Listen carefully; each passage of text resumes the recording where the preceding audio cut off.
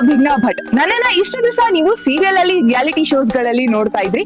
ಇವಾಗ ನಾನು ನನ್ನ ಹೊಸ ಜರ್ನಿನ ಯೂಟ್ಯೂಬ್ ಮುಖಾಂತರ ಸ್ಟಾರ್ಟ್ ಮಾಡ್ತಾ ಇದ್ದೀನಿ, ಅಭಿಜ್ಞಾ ಭಟ್ ಯೂಟ್ಯೂಬ್ ಚಾನಲ್ ಅಂತ.